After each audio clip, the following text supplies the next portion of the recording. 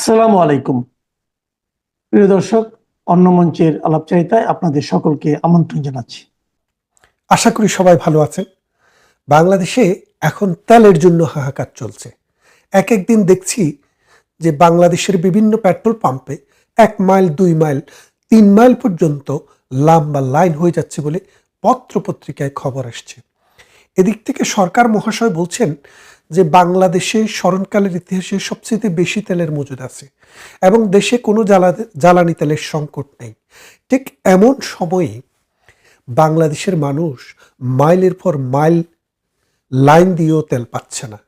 সরকার rationing করার চেষ্টা করছে এবং সরকারি লোকেরা জোর খাটিয়ে বিভিন্ন পাম্প থেকে রিজার্ভ তেল নিয়ে সংরক্ষণ করছে।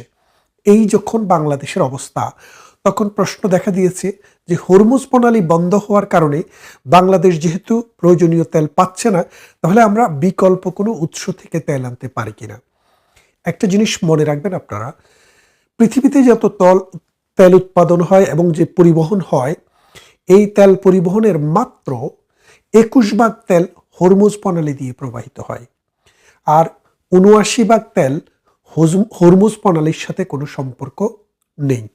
তাহলে এখন আপনারা যদি বোঝেন যে বাংলাদেশ যদি হরমুজ প্রণালী দিয়ে যাদের কাছ থেকে তেল ক্রয় করে, তাদের কাছ থেকে তেল ক্রয় না করে বিকল্প উৎস থেকে যদি তেল ক্রয় করে, তাহলে কি দাম বেড়ে যায়, নাকি সেটা অন্য কোনো প্রবলেম আছে?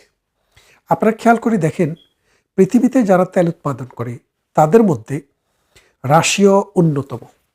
রাশিয়াতেও বিশাল অঞ্চলে তেল উৎপাদন হয়, রাশিয়া তেল উৎপাদন করে, এবং ইরান তেল উৎপাদন করে, সৌদি আরব, কুয়েত, কাতার, দুবাই এরাও তেল উৎপাদন করে, ভেনেজুয়েলা তেল উৎপাদন করে, আমেরিকাও তেল উৎপাদন করে। এখন আমরা যদি, এবং চায়নাও তেল উৎপাদন করে। দীর্ঘদিন থেকে ভারত রাশিয়া থেকে ক্রুড অয়েল ক্রয় করে এবং সেটা তাদের দেশে রিফাইন করে, তাদেরও কিন্তু ভালো একটা তেলের মজুদ রয়েছে। তো এই অবস্থায় আমরা যদি ভারত থেকে, রাশিয়া থেকে অথবা ইরান থেকে তেল কিনি, তাহলে কিন্তু সেটা হরমুজ প্রণালীর বাইরে দিয়েও কিন্তু আসতে পারে। আমাদের নিজস্ব তেল পরিবহনের জাহাজ রয়েছে। তাহলে আমরা কেন তেল বিদেশ থেকে কিনতে পারছি না? আমরা কেন এই সংকট মোকাবেলায় বিকল্প উৎস থেকে তেল কিনতে পারছি না? এর কারণ একটি, তারেক রহমান সাহেব বলেছিলেন, আপনারা জানেন কিনা, যে রাশিয়ার কাছে এবং ইরানের কাছ থেকে তেল কেনার জন্য আমেরিকার কাছে প্রস্তাব দেওয়া হয়েছে, আমেরিকা যেন আমাদের এই প্রস্তাবটি অনুমোদন করে। এখন বিষয়টা হচ্ছে, বাংলাদেশ একটি স্বাধীন রাষ্ট্র। এই স্বাধীন রাষ্ট্র কার কাছ থেকে তেল কিনবে এবং কার কাছ থেকে তেল কিনবে না, সেটা কি আমেরিকার কাছ থেকে পরামর্শ নিয়ে কিনতে হবে, অর্থাৎ আমেরিকার নির্দেশনা অনুসারে কিনতে হবে? বিষয়টা তাই। কেন? ডক্টর ইউনূস সরকার যাওয়ার আগে, জাস্ট ৩ দিন আগে আমেরিকার সাথে একটি চুক্তি স্বাক্ষরিত হয়েছে। সেই চুক্তি অনুসারে আমেরিকা যাদেরকে শত্রু রাষ্ট্র মনে করে, অথবা আমেরিকা যাদের সাথে বিজনেস করলে এবং ইন্টারন্যাশনাল ট্রেড করলে মনে করে যে এটা রাইট না, সেই রকম কোনো উৎস থেকে বাংলাদেশ কোনো ধরনের জ্বালানি বলেন আর অন্য ভোগ্যপণ্য বা ভোজ্যপণ্য এরকম কোনো কিছুই কিনতে পারবে না। অর্থাৎ বাংলাদেশের বাণিজ্য চুক্তি পৃথিবীর কোনো দেশ থেকে হতে গেলে, অথবা কোনো দেশ থেকে তেল এবং আমাদের ইনফরমেশন টেকনোলজি অথবা যুদ্ধ সামগ্রী অথবা সামরিক সামগ্রী, উড়োজাহাজ, হেলিকপ্টার কিনতে গেলে হয় আমেরিকার থেকে কিনতে হবে, না হয় আমেরিকার পারমিশন নিয়ে কিনতে হবে। বিষয়টা খেয়াল করে দেখেন, কত সিরিয়াস একটা বিষয়। একটা দেশের সার্বভৌমত্ব বিকিয়ে দেওয়া, এই বিকিয়ে দেওয়ার কাজটি ডক্টর ইউনূসকে দিয়ে করানো হয়েছে। কিন্তু এখানে আপনারা ডক্টর ইউনূসকে শুধু দোষ দিলে হবে না, এই দোষটি বর্তমান প্রধানমন্ত্রী তারেক রহমান এবং জামাতে ইসলামী দলগতভাবে সমর্থন দিয়েছে। এর কারণটা কি? এর কারণটা হচ্ছে, আমেরিকাকে অনেক দিন কিন্তু শিবিরকে আমেরিকা নিষিদ্ধ সংগঠন হিসেবে রেখেছিল। জামাতকে আমেরিকা তালেবানের বিকল্প, আইএসের বিকল্প মনে করত, যার কারণে আমেরিকার কাছে এই জামাতি শক্তি এবং বিএনপির গ্রহণযোগ্যতা ছিল না। বিএনপির গ্রহণযোগ্যতা না থাকার কারণ হলো বিএনপি যখন 2005 সালে 6 সালে যখন ক্ষমতার থেকে চলে যায়, তখন এই বিএনপির আজকের যিনি প্রধান তিনি তখন প্রধান ছিলেন না। তার বিরুদ্ধে আমেরিকা কিছু অবজারভেশন দিয়েছে। আমরা সেটা প্রথম আলো সহ যখন উইকিলিক্স প্রকাশ করে তখন দেখেছি এই তারেক রহমানকে মিস্টার 10% বলে সেখানে উল্লেখ করা হয়েছিল যে তিনি বাংলাদেশ এবং আমেরিকার স্বার্থের জন্য ক্ষতিকর একটি ব্যক্তি এবং তিনি জঘন্য ব্যক্তি এবং অসৎ ব্যক্তি। এর ফলে আমেরিকা কোনোভাবেই তারেক রহমানকে বাংলাদেশের রাজনীতিতে ফিরুক সেটা চাননি।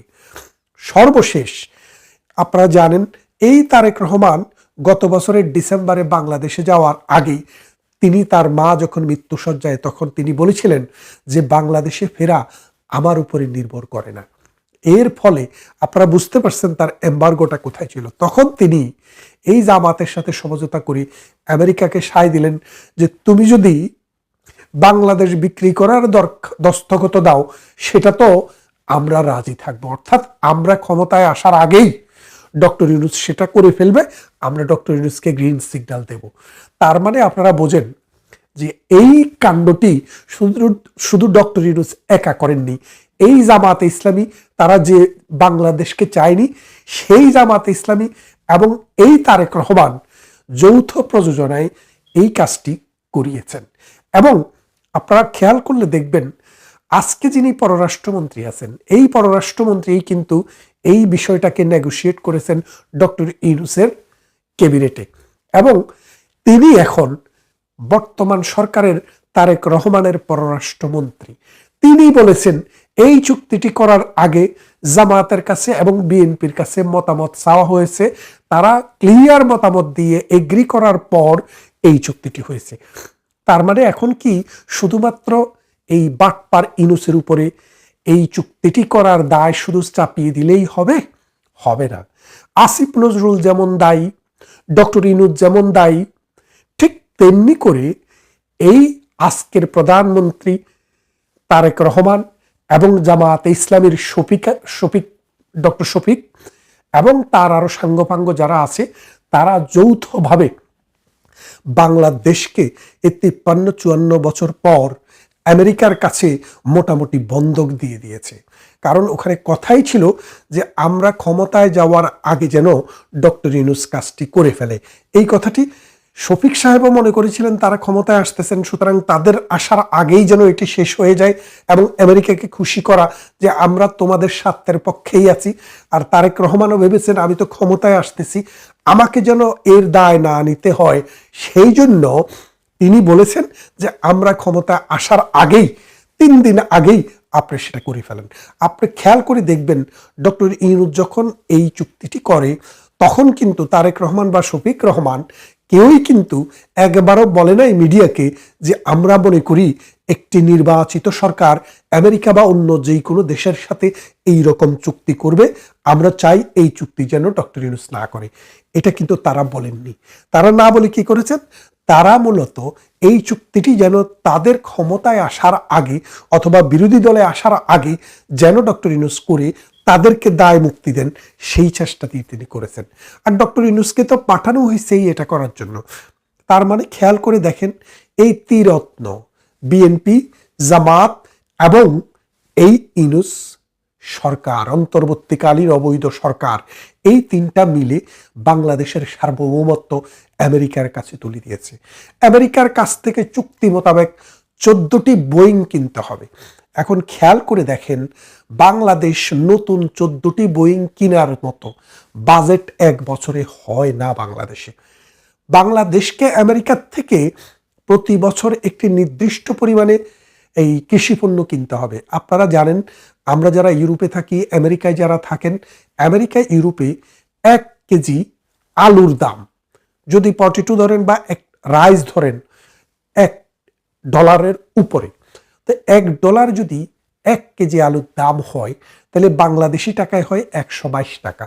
আর আমেরিকা থেকে 1 কেজি আলু বাংলাদেশ পর্যন্ত শিপমেন্ট করে নিয়ে খালাস করে বাংলাদেশে বাজারে বিক্রি করা পর্যন্ত যারা বিক্রি করবে তাদেরও তো একটু লাভ লাগবে। সেই জায়গায় যেতে যেতে আলুর দাম পড়বে প্রতি কেজি 200 টাকা। অথচ আমরা জানি বাংলাদেশে 100 টাকায় বাংলাদেশে উৎপাদিত আলু 50 টাকা, 60 টাকা, 70 টাকা, 30 টাকা থেকে শুরু করে বিভিন্ন দামে বিক্রি হয়। তাহলে এখন আপনি কি আমেরিকার থেকে আলু এনে সেটা গরুকে খাওয়াবেন না মানুষকে খাওয়াবেন, নাকি সেটা আমেরিকার প্রতিনিধিরা আসলে তাদেরকে খাওয়ানোর জন্য আপনি সংরক্ষণ করবেন? তারপর বলা হচ্ছে আমেরিকার থেকে আমাদেরকে সমস্ত এই তেল আমেরিকা থেকে কিনতে হবে এবং আমাদের যে অস্ত্রশস্ত্র সেগুলো আমরা আমেরিকার কাছ থেকে কিনতে হবে। আপনারা জানেন আমেরিকার উৎপাদিত প্রোডাক্টের দাম অনেক বেশি, যার কারণে আমেরিকা নিজেই চায়নার উপরে নির্ভরশীল। আমেরিকার বাজারে যেসব প্রোডাক্ট পাবেন, শুধু কি আমেরিকা, পুরো ইউরোপ সব কিছু চায়নায় সয়লাভ হয়ে গেছে। কারণটা কি? কারণটা হচ্ছে চায়নার শ্রমবাজার, স্টাবলিশমেন্ট কস্ট এবং বাজার বিপণন পদ্ধতি, ট্রান্সপোর্টেশন সবকিছু মিলিয়ে আমেরিকার 3 ভাগের 1 ভাগে তারা বিক্রি করতে পারে। যার কারণে আমেরিকা নিজেই এখন, ইউরোপ নিজেই এখন চায়নার উপরে, এশিয়ার বিভিন্ন দেশের উপরে নির্ভরশীল। এই যে দেখেন আমাদের এই তৈরি পোশাক, আমেরিকাতে যদি এই পোশাক তৈরি করা হয়, এটার দাম যা হবে তার 5 ভাগের 1 ভাগ দিয়ে বাংলাদেশ থেকে উৎপাদন করে নিয়ে আসা যায়। তাই আমেরিকাও বাংলাদেশের উপরে নির্ভর করছে। তাহলে আর আমরা এখন আমেরিকার থেকে কেনার জন্য চুক্তিবদ্ধ হচ্ছি। শুনতে ভালোই লাগে, আমরা উন্নত হয়ে যাচ্ছি। বিষয়টা হচ্ছে আমাদের রাজনীতিবিদ, আজকের রাজনীতিবিদেরা কতটা অসৎ, কতটা অনৈতিক এবং কতটা মিথ্যাবাদী। দেখেন, যখন এই পররাষ্ট্রমন্ত্রী তারেক রহমানের দিকে অঙ্গুলি নির্দেশ করে বলে যে তিনাকেও এই চুক্তি সম্পর্কে অবহিত করা হয়েছিল, তিনি কিন্তু তার প্রতিবাদ করেননি, বরং তিনি তাকে তার ক্যাবিনেটে স্থান দিয়েছেন। তার মানে আপনারা বুঝতেই পারছেন, বাংলাদেশে আজকে যারা ক্ষমতায় আছে এবং যারা বিরোধী দলে আছে, এরা বাংলাদেশে বিশ্বাস করে না, বাংলাদেশের সার্বভৌমত্বে বিশ্বাস করে না। প্রধানমন্ত্রী শেখ হাসিনা যেভাবে ইউরোপ, আমেরিকা এবং এশিয়াতে বাংলাদেশের মান সম্মান বৃদ্ধি করেছেন, অর্থনৈতিক সমৃদ্ধি এনেছেন, মানুষের মাথাপিছু আয় বৃদ্ধি করেছেন, ট্রান্সপোর্টেশন, কমিউনিকেশন, হেলথ অ্যান্ড স্যানিটেশনে বাংলাদেশকে তৃতীয় বিশ্ব থেকে মধ্যম আয়ের দেশে রূপান্তর করেছেন, মানুষের জীবনকে ট্রান্সফরমেট করে দিয়েছেন উন্নতির দিকে। সেই দেশটাকে এখন এই বাটপাড়েরা মিলে, এই 71-এর স্বাধীনতা বিরোধী এবং স্বাধীনতা বিরোধীকে যারা এই বাংলাদেশে প্রতিস্থাপন করেছে, তারা মিলে এই বাংলাদেশটাকে অন্ধকারের দিকে নিয়ে যাচ্ছে। এই বাংলাদেশের গন্তব্য কোথায় আমরা সত্যিকার যদি ভাবি, আমরা অবাক হয়ে যাই, আমরা ভয় পাই। কেননা এই দেশে আমরা বহু গল্প শুনেছি, ভারতের সাথে গোলামি চুক্তি, ভারতের সাথে দেশ বিক্রি করে দেওয়া, কিন্তু আজ পর্যন্ত আমরা একটি চুক্তিও দেখিনি। ভারত বাংলাদেশের জন্য কতটা প্রয়োজন প্রতিদিন আপনি সেটা বুঝবেন। আগামী সেপ্টেম্বর মাস, এখন মে, এপ্রিল, মে, জুন, জুলাই, অগাস্ট, সেপ্টেম্বর, আর মাত্র 4 মাস পরে ভারত বাংলাদেশের মধ্যে 30 বছরের যে গঙ্গার পানি চুক্তিটি ছিল সেটি শেষ হয়ে যাচ্ছে। ভারত এখনো কিন্তু সিদ্ধান্ত নেয়নি বাংলাদেশের সাথে এই চুক্তিটি নবায়ন করবে। বাংলাদেশ তো উন্মুখ হয়ে বসে আছে এই চুক্তিটি কন্টিনিউ করার জন্য, কিন্তু ভারত সরকার বিএনপিকে সুযোগ দিয়েছে বহুবার। বিএনপি যদি এবার এই সুযোগ কাজে লাগাতে না পারে, বাংলাদেশ খাদ্যে যে স্বয়ং সম্পূর্ণ সেটা থেকে নিচে নেমে যাবে এবং বাংলাদেশে দুর্ভিক্ষের আভাস এখন থেকেই কিন্তু দিয়ে রাখা যায়। একদিকে ক্রাইসিস চলছে সারা বিশ্বে তেলের, অন্যদিকে লক্ষ লক্ষ মানুষ বেকার এবং মধ্যপ্রাচ্যেও আমাদের যে শ্রমিক, তাদের জীবন সংকুচিত হয়ে আসছে। এবং আপনি যদি দেখেন, পৃথিবীর কোনো দেশ থেকে কোনো বিনিয়োগ আসছে না গত 2 বছর, অর্থাৎ ইউরোপের 18 মাস, এই সরকারের 2-3 মাস, প্রায় 2 বছরের কাছাকাছি, এবং আগামী দিনে বিনিয়োগ আসবে তারও কোনো নিশ্চয়তা নেই।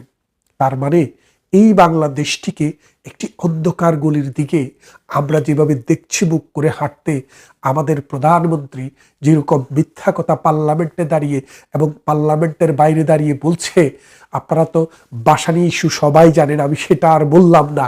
বাসানির মৃত্যুর 3 বছর পরে বাসানি আবার জিয়াউর রহমানের হাতে যখন এই দানের শীষ তুলে দিতে আসলেন, বাঙালি তাকে দেখল না।